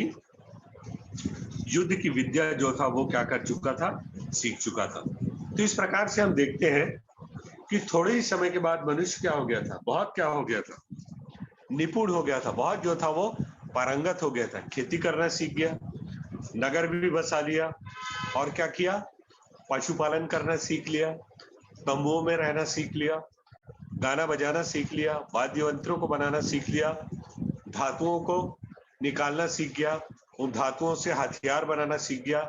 युद्ध की विद्या जो था वो मनुष्य क्या हो गया, सीख गया। जब 5वें अध्याय में जब आप आते हो तो आप पढ़ते हो कि बहुत तेजी के सब वहां पर अलग अलग जो मनुष्य है उनके बारे में जो है वो लिखा हुआ है। उसके बाद हम लोग पढ़ते हैं 6वें अध्याय में जब आप आएंगे तो वहां पर नूह के बारे में आप पढ़ते हैं, और उसके बाद जल प्रलय के बारे में आप पढ़ते हैं। 6वें 7वें और 8वें अध्याय में जल प्रलय के बारे में हम पढ़ते हैं कि यहाँ पर हम देखते हैं कि 6वां अध्याय उसके पहले पद में लिखा है कि मनुष्य भूमि के ऊपर बहुत बढ़ने लगे। अब क्या होने लगा, परमेश्वर ने तो आशीष दिया था आदम और हवा को कि फूलो फलो और पृथ्वी भर में क्या हो जाओ, फैल जाओ, बढ़ जाओ। मनुष्यों की संख्या क्या होने लगी, बहुत तेजी के साथ बढ़ने लगी। लेकिन बहुत तेजी के साथ जब मनुष्य बढ़ने लगा तो बहुत तेजी के साथ क्या होने लगा, पाप भी क्या होने लगा, बढ़ने लगा। और इस पाप का परिणाम ये हुआ कि परमेश्वर ने कहा कि मैं मनुष्यों को क्या करता हूं, बनाकर पछताता हूं, है ना। 6वां अध्याय और उसके 11वें और 12वें पद में लिखा हुआ है कि उस समय पृथ्वी परमेश्वर की दृष्टि में बिगड़ गई थी और उपद्रव से भर गई थी। और परमेश्वर ने पृथ्वी पर जो दृष्टि की तो क्या देखा कि वह बिगड़ी हुई है, क्योंकि सब प्राणियों ने पृथ्वी पर अपनी चाल चलन बिगाड़ ली थी। तो यहाँ पर क्या हो रहा था, भौतिक दृष्टि से मनुष्य जो था वो बहुत उन्नति कर रहा था। तकनीकी रूप से जो था वो मनुष्य क्या कर रहा था, बहुत उन्नति कर रहा था। मनुष्य का ज्ञान जो था वो क्या हो गया था, बहुत बढ़ गया था। इसके साथ साथ मनुष्यों की संख्या भी बहुत तेजी के साथ बढ़ रही थी। नई नई चीजों को मनुष्य क्या कर रहा था, निकाल रहा था। नए नए वाद्य यंत्रों को बना रहा था, नए नए तरीके के गीतों को रच रहा था, नए नए प्रकार के संगीत को वो रच रहा था, नए प्रकार से वो खेती किसानी करना सीख रहा था, नए नए तरीके से पशुओं को पालन करना सीख रहा था, नए नए तरीके के हथियार बना रहा था, नए नए तरीके से वो आपस में युद्ध करना सीख रहे थे। और मनुष्यों की गिनती भी बहुत बढ़ रही थी। लेकिन इसके साथ साथ ये हो रहा था कि संसार में पाप जो था वो बढ़ता चला जा रहा था। और परमेश्वर का वचन बोलता है कि जब परमेश्वर ने पृथ्वी के ऊपर दृष्टि डाली तो देखा कि पूरी पृथ्वी क्या हो गई है, उपद्रव से अर्थात पाप और अधर्म से भर गई है। और संसार के सारे प्राणियों ने अपनी चाल चलन बिगाड़ ली है। केवल मनुष्य नहीं, लेकिन सारे पशु क्या हो चुके थे, हिंसक हो चुके थे। पशु जगत में भी पाप फैल चुका था और एक पशु दूसरे पशु के ऊपर क्या कर रहा था, आक्रमण कर रहा था। जल जंतुओं के बीच में और आकाश में उड़ने वाले पंछियों के बीच में भी पाप फैल चुका था। और ये लोग भी आपस में एक दूसरे के ऊपर क्या कर रहे थे, आक्रमण कर रहे थे, हिंसक हो चुका था। पूरे जो सृष्टि जो है वो हिंसक हो चुकी थी। और इसलिए परमेश्वर बोलता है कि संसार भर के सारे प्राणियों ने क्या कर लिया था, अपनी चाल चलन जो थी वो बिगाड़ ली थी। यदि इस संसार में हम देखें, जिन बातों को हमने यहाँ पर पढ़ा, यदि हम अपने वर्तमान जीवन को इस संसार में हम देखें, तो जिस प्रकार से मनुष्य ने आदि काल में बहुत तेजी से क्या किया था, उन्नति की थी। उसके बाद जल प्रलय आया, जल प्रलय के बाद नूह और उसके परिवार के 8 लोग बच गए थे और उसके बाद सृष्टि जो थी वो फिर से आरंभ हुई। लेकिन मनुष्य के पास ज्ञान जो था वो क्या हो चुका था, आ चुका था। और जल प्रलय से बचने के लिए परमेश्वर ने नूह से कहा कि क्या बनाना, एक जहाज को बनाना। ये जहाज क्या था, बड़ा विशाल का जहाज था। इसमें न सिर्फ नूह के परिवार थे, लेकिन इसमें सारे जो पशु और पक्षी थे जिनको परमेश्वर बचाना चाहता था, वो सारे पशु पक्षियों को भी क्या किया गया था, इस जहाज में रखा गया। तो आप सोचिए कि आज से इतने पहले कैसा ज्ञान जो था वो मनुष्य के पास आ चुका था। नूह ने कैसे इतने बड़े जहाज को बनाया और कैसे जो है सारे प्राणियों को उस जहाज के अंदर रखा। और जब तक जल प्रलय का असर इस संसार के ऊपर रहा, न सिर्फ नूह और उसका परिवार जो था वो भोजन करता रहा, लेकिन क्या वो लोग करते रहे, वो इतने सारे जो पशु पक्षी जो जहाज के अंदर थे उनको भी क्या करना पड़ता था, उसको खिलाना पिलाना पड़ता था। फिर सोचिए कि पानी कहाँ से लाते रहे उन्होंने, तो पानी की भी उन्होंने, क्योंकि मनुष्य जो है वो बिना पानी के जीवित नहीं रह सकता। इतने सारे जो पशु पक्षी है वे लोग भी बिना पानी के जीवित नहीं रह सकते। तो आप देखिए कि वो जो जहाज जो था, यदि जहाज की आप टेक्नोलॉजी को आप देखेंगे, जहाज की तकनीक को आप देखेंगे, जो आज से लगभग जो थी वो 5000 वर्ष पहले जो थी, वो जहाज को जो बनाया गया था, तो आप हम कल्पना नहीं कर सकते कि मनुष्य जो था वो कितना बुद्धिमान जो था वो हो चुका था। उसके बाद हम लोग जब आगे आप पढ़ेंगे, जब 11वें अध्याय में आप आते हैं तो मनुष्य क्या करने लगा, वो ईंटों को बनाना सीख गया था। और क्या करने लगा था, ईंटों के स्थान पर, जो पत्थरों के स्थान पर उसने ईंटों का इस्तेमाल किया। और क्या करने लगा, एक बड़े टावर को, एक बड़ी मीनार को उसने बनाया। तो आगे हम नहीं जाना चाहते, मैं यहीं तक सीमित रहना चाहता हूं कि आदम और हवा को जब अदन की वाटिका से निकाल दिया गया, उसके बाद उनकी जो संतानें हुई, उन संतानों का ज्ञान जो था वो तेजी से बढ़ने लगे। एक तो उनकी संख्या तेजी के साथ बढ़ने लगी। तीन चीजें हुई एक साथ। एक, परमेश्वर ने तो आशीष दिया था कि फलो फूलो और पृथ्वी भर में भर जाओ। तो एक, उनकी संख्या जो थी, मनुष्यों की संख्या बड़ी तेजी के साथ क्या हो रही थी, बढ़ रही थी। दूसरी चीज हम पढ़ते हैं कि मनुष्य का ज्ञान जो था वो बहुत तेजी के साथ बढ़ रहा था। मनुष्य वैज्ञानिक दृष्टिकोण से और तकनीकी दृष्टिकोण से बहुत तेजी के साथ क्या कर रहा था, विकास कर रहा था। और तीसरी बात जो थी, इस संसार के ऊपर पाप और अधर्म भी तेजी के साथ बढ़ रहा था। तो जनसंख्या बढ़ रही थी, ज्ञान विज्ञान बढ़ रहा था, दूसरी चीज, और तीसरी चीज जो थी वो अधर्म जो था वो बढ़ रहा था। आज यदि आप देखें इस संसार में, आप देखेंगे तो इन तीनों चीजों का फिर से आप पाते हैं। जब भारत देश आजाद हुआ तो 1947 में, तो उस समय हमारी जनसंख्या मात्र 35 करोड़ के आसपास थी। आज भारत की जनसंख्या 135 करोड़ हो चुकी है। लगभग 75 सालों में हमारी जनसंख्या जो है वो 100 करोड़ बढ़ गई है। यानी हर साल जो है 1 से 1.25 करोड़ की आबादी में इजाफा हो जाता है। आप कल्पना करिए, भारत देश जो इतना ही बड़ा था उसमें सिर्फ 35 करोड़ लोग रहा करते थे, और आज जो है 3 गुना ज्यादा आबादी बढ़ चुकी है। जिस गांव में 100 लोग रहते थे, आज उस गांव में 300 लोग रहते हैं। जिस शहर में 10,000 लोग रहते थे, उस शहर में आज 30,000 लोग रहते हैं। जिस शहर की आबादी 10 लाख थी, आज उस शहर की आबादी 30 लाख हो चुकी है। तो आबादी क्या होती जा रही है, तेजी के साथ बढ़ती जा रही है, और आबादी के घटने का कोई आसार नहीं है। जब आबादी बहुत तेजी के साथ बढ़ती है तो एक बिंदु के बाद बहुत सारी समस्याएं और बहुत सारी चुनौतियों को भी लेकर आती है।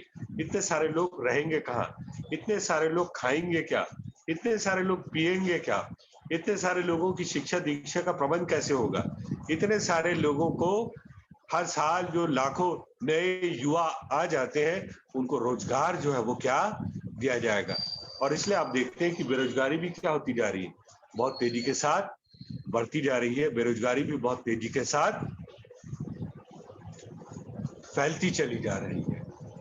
तो हम क्या देखते हैं, जनसंख्या न सिर्फ भारत देश की लेकिन पूरे संसार की आबादी जो है आज लगभग 800 करोड़ जो है वो हो चुकी है, और निरंतर ये आबादी जो है वो बढ़ती चली जा रही है। पहली चीज, जैसा पुराने समय में हुए हुआ। दूसरी बात जो हम देखते हैं वो ये है कि मनुष्य का ज्ञान और तकनीक जो है वो बहुत तेजी के साथ जो है वो बढ़ती चली जा रही है।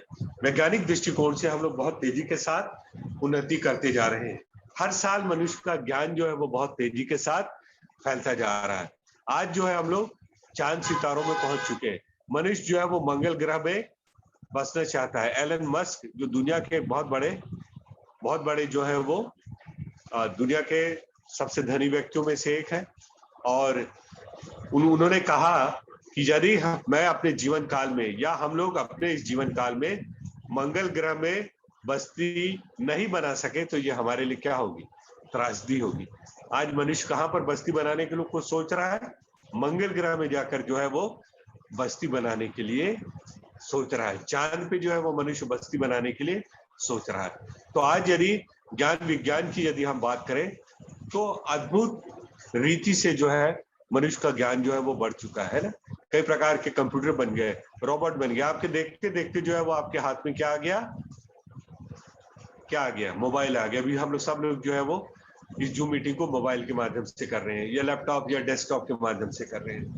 हमारे लैपटॉप, यदि हम अपने मोबाइल को ही देख लें तो 15-20 साल पहले जब मोबाइल आया था और आज जो मोबाइल है उसमें जमीन आसमान का फर्क जो है वो हो चुका है। आज इस छोटे से मोबाइल के अंदर आपकी सारी दुनिया जो है वो कैद हो चुकी है। इस मोबाइल के माध्यम से आप बातचीत कर सकते हैं, इस मोबाइल के माध्यम से आप किसी को देख सकते हैं, इस मोबाइल के माध्यम से आप संदेश दे सकते हैं, इस मोबाइल के माध्यम से आप टीवी देख सकते हैं, इस मोबाइल के माध्यम से आप पिक्चर खींच सकते हैं, इस मोबाइल को आप एक ऑफिस की तरह जो है वो इस्तेमाल में ला सकते हैं। इस मोबाइल के माध्यम से आप ना जाने क्या क्या काम कर सकते हैं। इस मोबाइल के माध्यम से आप खरीदारी कर सकते हैं। आने वाले समय में इस मोबाइल के माध्यम से आप ना जाने और क्या क्या काम कर सकेंगे।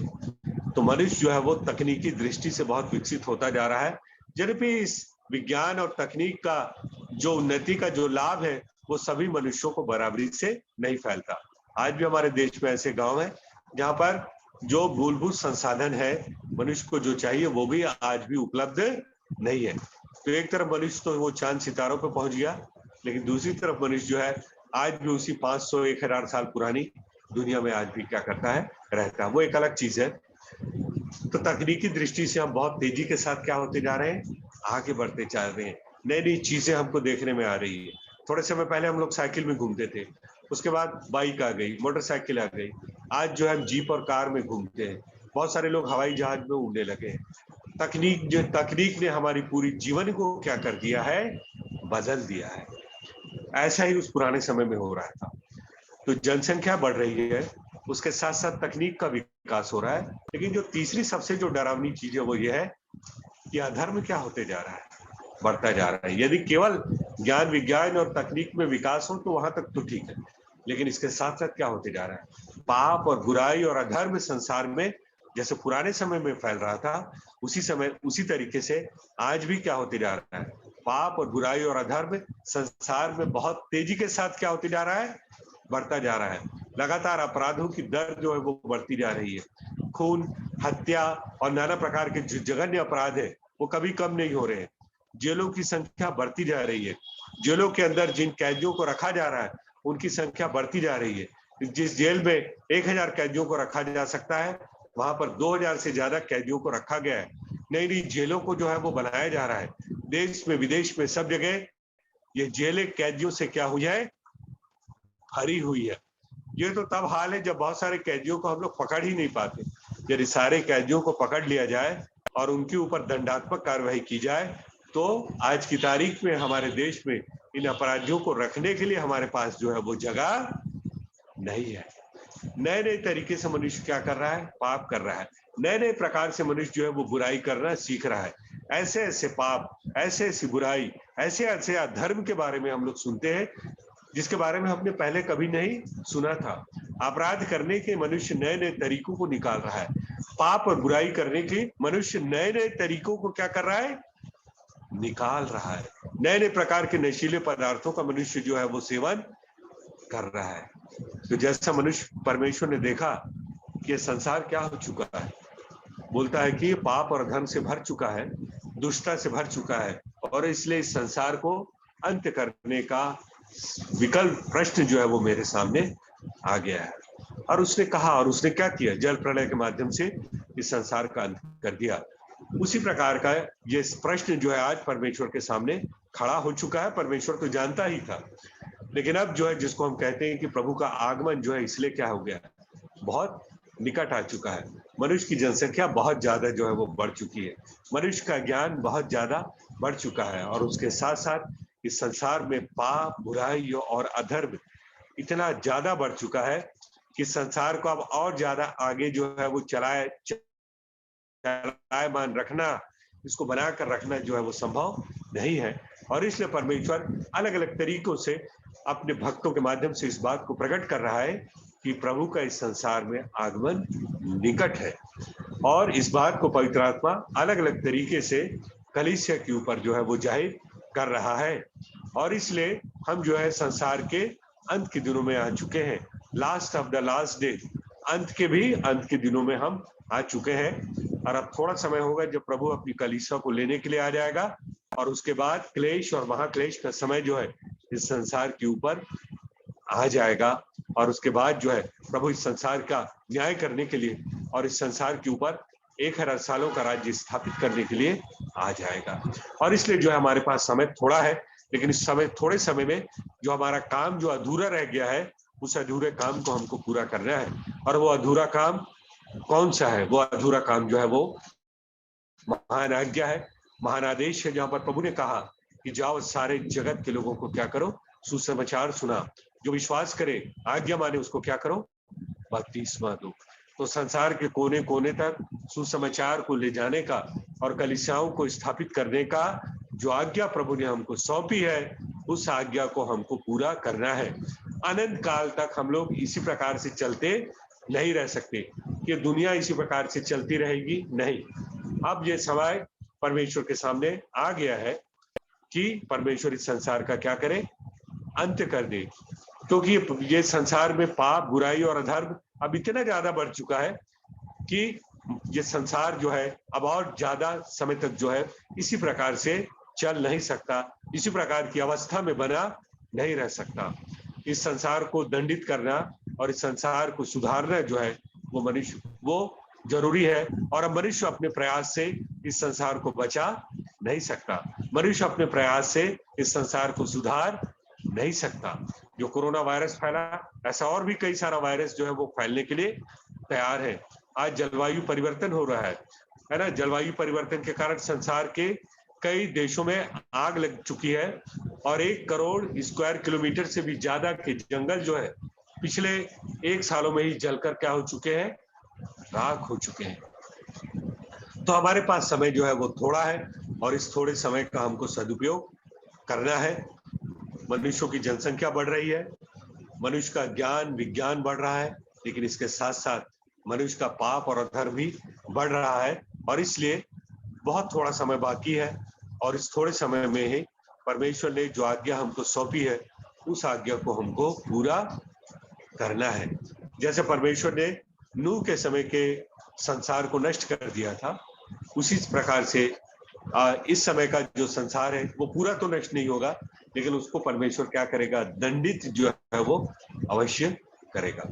सो इस बात को जो हम लोग याद रखें, इस बात को हम लोग स्मरण रखें कि समय हमारे पास बहुत थोड़ा है, और इस समय में जो काम प्रभु ने हमको सौंपा है एक विश्वास योग्य दास के नाई, उस काम को हमको पूरा कर लेना है। तो आज के मनन के ऊपर जो है प्रभु आशीष का हाथ रखे। प्रभु आप सबों के साथ रहे। आज आपने मुझे अपने बीच में बुलाया, इसलिए आप सबों को धन्यवाद। विशेषकर पास्टर कालेदान और उनकी टीम को बहुत।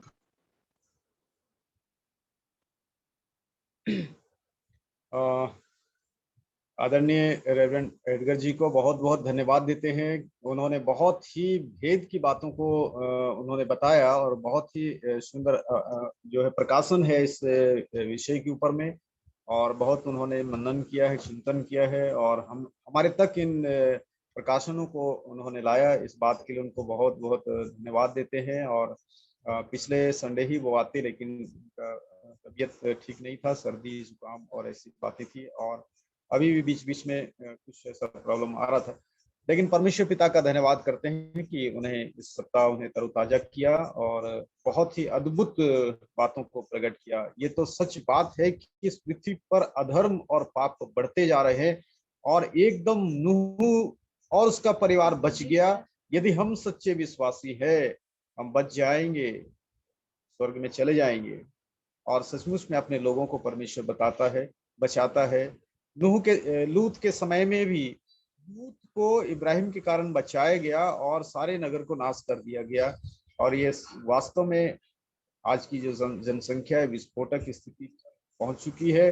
संख्या बढ़ी है, ज्ञान बढ़ा है, पाप अधर्म बढ़ा है, और ये निश्चय है कि ये पृथ्वी के ऊपर में ये एक प्रभु लेने के लिए वापस आने वाला है। तो हम लोगों ने बहुत अच्छे से इस बात को सुना है, सीखा है। और शुरुआती था कि ऐसा लग रहा था कि संडे स्कूल का संदेश है, लेकिन समझ में बाद में आया कि ये नहीं, ये तो बहुत भेद की बात है। परमेश्वर पिता का धन्यवाद करते हैं। एडगर सर, आपको बहुत बहुत धन्यवाद, आपने समय निकाला। तबीयत ठीक नहीं रहने के बावजूद आपने समय निकाला, आपको बहुत धन्यवाद देते हैं। और इस समय हम लोग आगे बढ़ेंगे। मैं लासियुस मिल जी से आग्रह करूंगा कि वो अपना माइक चालू करें और एक गीत गाएंगे, जब हम भेंटों को हम ले सकेंगे, परमेश्वर को चढ़ा सकेंगे और परमेश्वर की महिमा की सेवा को कर सकेंगे।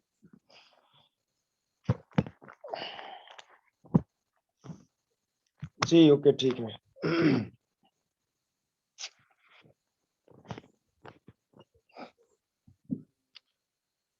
प्रभु का धन्यवाद हो। सुंदर, बहुत अच्छे बातों से, वचन से हमने सुना है, और मुझे भी बहुत आशीष मिला। और सचमुच में ये परमेश्वर की जो योजना, इच्छा है हमारे जीवन के लिए, आज पूरी होने पाया है। आइए हम सब लोग इस समय प्रभु के लिए भेंट इकट्ठा करने में हमारी प्रभु सहायता मदद करे, अगुवाई करे।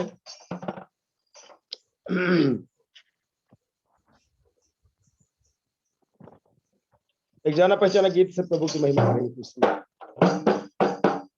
जब किसी ने ये मुझसे कहा चलो प्रभु के घर को चले, जब किसी ने ये मुझसे कहा चलो प्रभु के घर को चले, मेरा मन आनंदित हुआ, मेरा मन झूमने लगा, मेरा मन आनंदित हुआ, मेरा मन झूमने लगा। मैं तो प्रभु के घर को चला, मैं तो प्रभु के घर को चला, मैं तो प्रभु के घर को चला, मैं तो प्रभु के घर को चला। जब किसी ने ये मुझसे कहा चलो प्रभु के घर को चले, जब किसी ने ये मुझसे कहा चलो प्रभु के घर को चले, मेरा मन आनंदित हुआ,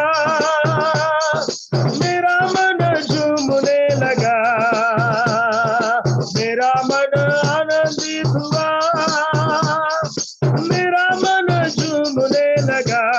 मैं तो प्रभु के घर को चला, मैं तो प्रभु के घर को चला, मैं तो प्रभु के घर को चला, मैं तो प्रभु के घर को चला। झूम झूम कर मैं तो नाचते हुए, नाचते हुए मैं तो झूमते हुए, झूम झूम कर मैं तो नाचते हुए, नाचते हुए मैं तो झूमते हुए, मेरे यीशु से मिलने चला, मेरे यीशु से मिलने चला। मैं तो प्रभु के घर को चला, मैं तो प्रभु के घर को चला, मैं तो प्रभु के घर को चला, मैं तो प्रभु के घर को चला। जब किसी ने ये मुझसे कहा चलो प्रभु के घर को चले, जब किसी ने ये मुझसे कहा चलो प्रभु के घर को चले, मेरा मन आनंदित हुआ, मेरा मन झूमने लगा, मेरा मन आनंदित हुआ, मेरा मन झूमने लगा। मैं तो प्रभु के घर को चला, मैं तो प्रभु के घर को चला, मैं तो प्रभु के घर को चला, मैं तो प्रभु के घर को चला। वीणा के तार अब बोलने लगो, भोर के तारे अब जाग उठो, भोर के तारे अब जाग उठो, वीणा के तार अब बोलने लगो, मेरे यीशु की प्रशंसा करो, मेरे यीशु की प्रशंसा करो। मैं तो प्रभु के घर को चला, मैं तो प्रभु के घर को चला। जब किसी ने ये मुझसे कहा चलो प्रभु के घर को चले, जब किसी ने ये मुझसे कहा चलो प्रभु के घर को चले, मेरा मन आनंदित हुआ, मेरा मन झूमने लगा, मेरा मन आनंदित हुआ, मेरा मन झूमने लगा। मैं तो प्रभु के घर को चला, मैं तो प्रभु के घर को चला, मैं तो प्रभु के घर को चला, मैं तो प्रभु के घर को चला।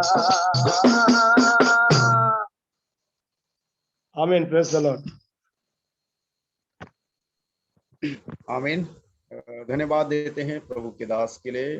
बहुत सुंदर आवाज, बहुत सुंदर गीतों के द्वारा परमेश्वर की महिमा, परमेश्वर की आराधना उन्होंने किया है। हम उनको धन्यवाद देते हैं। और हमारे साथ में कई समय से वो बीच में हमको बुलाते हैं और वो आते हैं और आराधना में अगुवाई करते हैं। परमेश्वर पिता का धन्यवाद करते हैं आज के संदेश के लिए, आज की आराधना के लिए।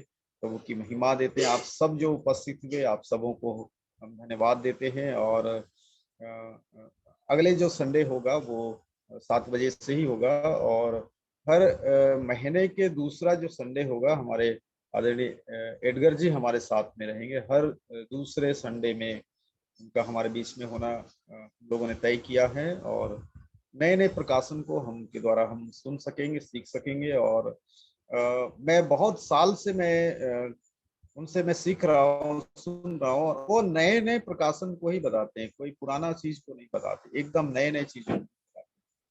तो धन्यवाद देते हैं। आज उनके द्वारा हमने नई बातों को हमने सीखा। इस दुनिया का अंत इस रीति से होने वाला है। और इस बात को तो हम जान रहे थे कि नूह के समय, लूत के समय किस प्रकार से प्रकोप आया था।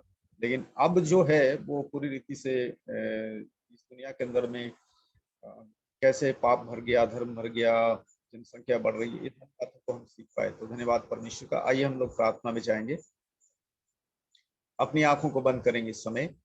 धन्यवाद देते हैं परमेश्वर पिता, आपकी महिमा, आपकी स्तुति और आपकी आराधना करते हुए पिता परमेश्वर आपके चरणों के पास आते हैं। आज की इस संडे की आराधना और स्वतंत्रता दिवस की बात के लिए हम आपका धन्यवाद करते हैं। यीशु मसीह के नाम से आपकी महिमा करते हैं पिता परमेश्वर। आज के वचन के द्वारा आपने एक एक चीजों को पिता परमेश्वर आपने सिखाया पिता परमेश्वर, और हम सीख पाए पिता परमेश्वर की दुनिया का अंत होने ही वाला है। और प्रभु आप आने वाले हैं, और हम जब बादलों पर उठा लिए जाएंगे, मिलेंगे, हवा में मिलेंगे। और प्रभु इस संसार के अंदर में क्लेश आएगा, उसके पश्चात क्लेश आएगा। लोग उद्धार के लिए ढूंढेंगे, खोजेंगे, प्रभु याद करेंगे, लेकिन वो समय निकल चुका होगा। लेकिन पिता परमेश्वर हम आपका धन्यवाद करते हैं। आपने हमें बचाया, आपने हमें उद्धार का जीवन दिया, आपने हमें छुटकारे का जीवन दिया। आपने अपने प्रिय पुत्र यीशु के लहू के द्वारा हमें खरीदा, और आप हमारे जीवन को आपने सुरक्षित किया और हमें अनंत जीवन दे दिया पिता परमेश्वर। इस बात के लिए हम आपका धन्यवाद करते हैं। हम आदरणीय एडगर जी के लिए प्रार्थना करते हैं, जबकि उनका तबीयत ठीक नहीं था पिछले समय, आपने चंगा किया। अब जो कुछ भी उनके शरीर में कमजोरी बची हुई, सारी बातें यीशु के नाम से अलग हो। प्रभु जी आप उनकी सुधि लें, सहायता करें, मदद करें। और हम प्रार्थना करते हैं उनकी वाइफ के लिए, बच्चों के लिए। प्रभु जी आपका सामर्थ उनके जीवन के अंदर में आए, आपकी सुधि आप सहायता करें, मदद करें। प्रभु जी उनके चर्च में जितने भी लोग हैं, सदस्य हैं, सभी को आशीषित करें। और उनकी सेवकाई प्रभु जी जहां जहां तक फैली हुई है, हर एक स्थान पर प्रभु जी आपकी आशीष आए। प्रार्थना करते हैं पास्टर मिंज के लिए, प्रभु कि आप सहायता और मदद करें। प्रभु जी मैन पार्ट को उसने छोड़ा और बतौली में रह करके प्रभु जी वो सेवकाई कर रहे। प्रभु उनकी सेवकाई में प्रभु जी आपकी आत्मा कार्य करें, नए नए लोग प्रतिदिन आने पाए, नए नए लोग पिता परमेश्वर उनकी सेवकाई में आने पाए। प्रभु आत्माएं बचने पाए। प्रभु जी उनकी पत्नी, उनके बच्चों को आपके हाथ देते हैं। प्रभु यीशु के नाम से आज उन्होंने हमारे लिए समय दिया, इस कारण कई गुना आशीष पिता परमेश्वर उनके जीवन में दीजिएगा। पवित्र परमेश्वर हम आपका धन्यवाद करते हैं। आज की शाम के समय एक एक परिवार जो आज यहाँ पर जुड़े हैं प्रभु जी, हर एक परिवार के अंदर पिता परमेश्वर आपकी उपस्थिति को दीजिए। हर एक परिवार में पिता परमेश्वर आपका सामर्थ्य को प्रकट कीजिए। प्रभु जी यदि बीमारी है, समस्या है, परेशानी है, शोक है, सारी बातों को प्रभु जी आप आनंद का विषय बनाइए। पवित्र परमेश्वर हम आपका धन्यवाद करते हैं। आज जितने लोगों ने पिता परमेश्वर आपके लिए भेंट दिए हैं पिता परमेश्वर, उन सभी परिवारों में पिता परमेश्वर अद्भुत कार्यों को कीजिए, अद्भुत आशीषों को दीजिए पिता परमेश्वर, क्योंकि उन्होंने आपके लिए भेंट को दिया। पवित्र परमेश्वर हम आपका धन्यवाद करते हैं। आज की शाम के समय जितने भाई बहन उपस्थित हुए, एक एक को आशीषित करें। आपने हमारी प्रार्थना को सुना, धन्यवाद देते हैं। धन्यवाद के साथ प्रार्थना हम यीशु के नाम से करते हैं, सुन और दया से ग्रहण करें। आमीन आमीन। अनुग्रह, परमेश्वर पिता का प्रेम, पवित्र आत्मा की सहभागिता हम सबों के साथ प्रभु यीशु के दोबारा बादलों पर आने तक बनी रहे। आमीन आमीन आमीन आमीन। जय मसीह की।